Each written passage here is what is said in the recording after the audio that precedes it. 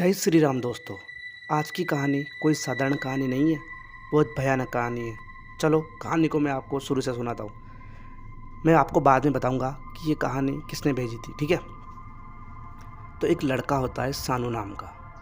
अब आप सभी को पता है ये लड़का गांव के अंदर रहता है। मैं आपको बता दूं, एक गांव है भीलवाड़ा टाइप का, वहाँ रहता है ये। भीलवाड़ा नाम का है, ठीक है, वहाँ रहता है। तो आप सभी को पता है गांव के अंदर महाशिवरात्रि भरती है, मनाई जाती है रात के अंदर। तो ये जो अपने छोटे बच्चे होते हैं गांव के, उनको घर वाले अकेले कहीं नहीं भेजते जब तक कि वो ज़्यादा समझदार ना हो जाए। बच्चे, छोटे बच्चे कभी पापा के साथ, कभी मम्मी के साथ, भैया के साथ, दादी के साथ, इनके साथ ही महाशिवरात्रि या कोई बड़े बाहर जब दूर जाना हो तो बड़े के साथ जाते हैं, आप सभी को पता है। अब सानू करीब 15-16 साल का हो गया था। अब इतना बड़ा भी नहीं हुआ कि पूरा समझदार, 15-16 साल का लड़का हो गया था, ठीक है, हाइट बढ़ गई थी।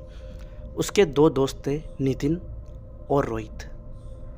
अब वो एक दिन कहते हैं कि शिवरात्रि आ रही है रात को, पता क्या करें, चले कि नहीं चले। तीनों कहते हैं यार चलेंगे, पर अपन तीनों ही चलेंगे, घर वालों को कैसे भी करके मनाएंगे और तीनों ही चलेंगे यार। अब काफ़ी बड़े भी हो गए अपन। उनमें से सानू कहता है यार घर वालों को मनाए, देखिए करते ट्राई। तो तीनों ने घर वालों को मना लिया। घर वालों ने कहा ठीक है, अब तुम जिद कर ही रही हो तो चले जाओ। लड़की नहीं है, लड़का ही है, सानू तुम लड़की समझ लो, ठीक है, तुम जिद कर ही रहे हो तो चले जाओ, घर वालों ने कह दिया। अब मैं आपको बताऊं, महाशिवरात्रि इनका एक 2 खेत है बीच के अंदर, उसके अंदर से रास्ता गुजर रहा है, करीब 4 किलोमीटर की दूरी है। इसके पापा ने कहा था सानू के निशानों से कि खेत के अंदर कुछ भी आवाज़ आए, कुछ भी हो, तुम ध्यान मत देना, तुम चुपचाप वापस आ जाना। सानू कहता है जी पापा, हम ध्यान नहीं देंगे। ठीक है, चले जाओ। तीनों दोस्त पैदल यात्रा करते हुए, अभी तो 7:30 बजे निकले थे यहाँ से, काई का अंधेरा, टप टप टप घूमते घूमते घूमते सीधे वहाँ पहुँच गए। भगवान शिव जी के दर्शन करे। दर्शन करने के बाद पूजा भी करी, सामान लेकर गए थे, लड़के गांव के हैं, बहुत समझदार लड़के हैं, देखे ना। तो उन्होंने भगवान शिव जी की आरती भी करी, उनकी पूजा भी करी, आशीर्वाद लिया और उनके दर्शन करके अब मेला घूम रहे थे वो, ठीक है। अब उनको करीब 11:30 बज गए थे। आप सभी को पता है रात होती है ना, शहर के अंदर तो काफ़ी रात तक लोग जगते हैं, परंतु गांव के अंदर तो 10 बजे ही अधिकतर लोग सो जाते हैं। और ये तो बात अभी के टाइम की है, 10 बजे तो अभी सोते हैं, उस टाइम पे तो जल्दी सो जाते थे, ठीक है। तो मैं उसके बाद वो 11:30 बज गए थे, वहाँ से वो वापस आते हैं। अब वो खेत आ गए वापस। अब तीनों लड़कों को कोई डर नहीं था, को कुछ पता भी नहीं था वैसे कि यहाँ कुछ ऐसी घटना होगी अपने साथ। चल रहे थे, अब एक गन्ने का खेत था वहीं पे। वहाँ पर एक छोटी लड़की बैठी हुई थी, करीब 9-10 साल की होगी। वो लड़की बैठी हुई थी, वो रो रही थी। सानू ने पूछा कि यार पूछ तो लेता हूँ बेचारी कौन है। वो कहती है, मतलब सानू कहता है कि तुम रो क्यों रही हो, तुम इतनी रात को यहाँ क्या कर रही हो, तुम्हारे घर वाले कहाँ हैं। वो लड़की और कुछ भी नहीं कहती, वो सिर्फ एक ही बात बोलती है, मुझे पानी पिला दीजिए, मुझे पानी पिला दीजिए।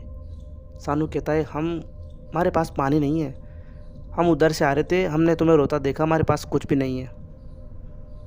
फिर से लड़की वही कहती है, मुझे पानी पिला दीजिए, मुझे बहुत ज़ोर की प्यास लग रही है, मुझे पानी पिला दीजिए। सानू कहता है हमारे पास पानी नहीं है, तुम झूठ थोड़ी ना बोल रहे। और सानू, फिर वो लड़की चुप हो गई, गुस्से में बोला था, चलने लगा, आगे बढ़ गए तीनों। पीछे से आवाज़ आती है उसी लड़की की, पानी पिलाता है कि नहीं, पानी पिलाता है कि नहीं, पानी पिला। पीछे मुड़कर देखा तो उनकी रूह कांप गई। वही लड़की खूंखार रूप में आ चुकी थी, इतनी भयानक हो गई थी हद से बाहर, इतनी डरावनी लग रही थी, उन लड़कों की सांसें थम गई। वो तेज तेज भागने लगे।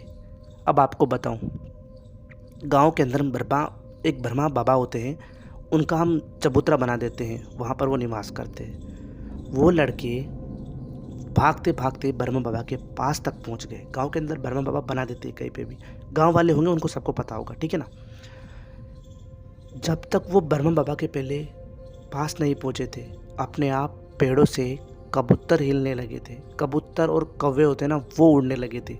पता नहीं क्या होगा ऐसा। एक कबूतर ने सर पर, सानू के सिर पर अपने पाँव रखे थे।